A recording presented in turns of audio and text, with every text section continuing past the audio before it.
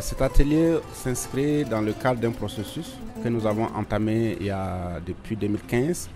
Vous savez que le projet SWED vise à renforcer l'autonomisation des femmes en vue de pouvoir exploiter les dividendes démographiques au Mali.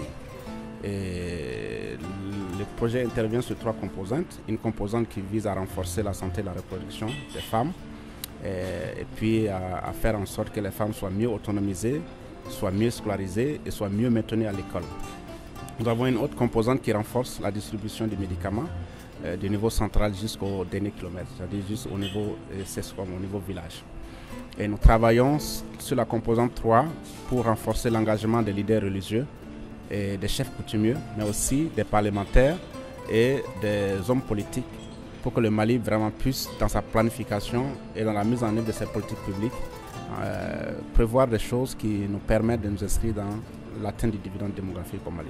Et donc nous avons un volet promotion du renforcement des leaders religieux dans la planification de nos actions, dans la mise en œuvre de ces actions et dans le suivi de ces actions relatives aux questions que je viens d'évoquer, notamment le renforcement de la santé de la mère, de l'enfant, les questions nutritionnelles, la scolarisation et le maintien des filles à l'école et tout ce qui touche à l'autonomisation économique de la femme.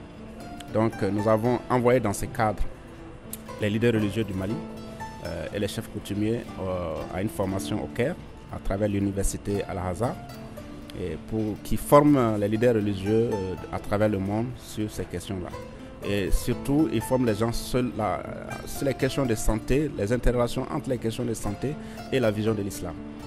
Et ensuite, nous avons organisé une conférence régionale qui a regroupé tous les pays membres du SWED, les 6 pays, plus le Bénin et le Nigeria, à Nouakchott en mai passé.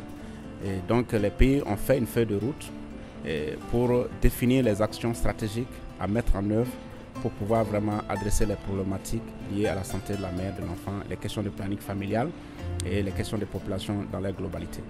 Et donc, l'organisation de cet atelier de ce matin vise à restituer les résultats des 2 ateliers, c'est-à-dire l'atelier du Caire et l'atelier de Nouakchott, afin que les leaders religieux au niveau national, dans les régions, et les différentes organisations religieuses, musulmanes et chrétiennes, puissent comprendre les conclusions qui ont été tirées de ces 2 ateliers.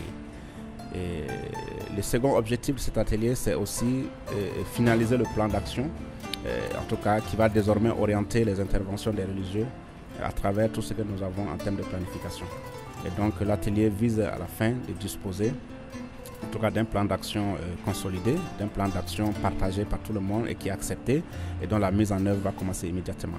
Enfin, c'est aussi pour nous une occasion de mettre une plateforme d'échange entre ces leaders religieux afin de pouvoir discuter des questions, en tout cas, qui aujourd'hui constituent des obstacles par rapport au développement du Mali, mais tout simplement parce que c'est mal compris, c'est mal interprété et parce que nous n'avons pas forcément les leaders religieux sur ces questions-là souvent.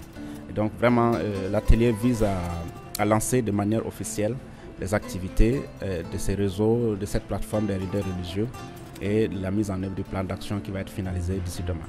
Donc voilà un peu globalement, c'est pourquoi nous sommes là. Ils sont combien à prendre Une quarantaine de participants. Ils sont venus des différentes régions du Mali et les districts de Bamako. Dernier mot. Je suis très content, très satisfait parce que nous avons compris depuis un certain temps que souvent nous n'avons pas, en tant que planificateurs de développement, impliqué suffisamment les leaders religieux dans les processus de planification. Et c'est souvent dans la mise en œuvre que nous les sollicitons. Ce qui n'est pas gagné d'avance, et en tout cas de les faire participer en ce moment de manière pleine et surtout de manière engagée. Et donc le fait que nous les avons en tout cas impliqués dès le début du processus, nous avons réalisé une cartographie des leaders religieux pour pouvoir en tout cas savoir qui se trouve où et qui peut être engagé en tout cas dans telle ou telle action.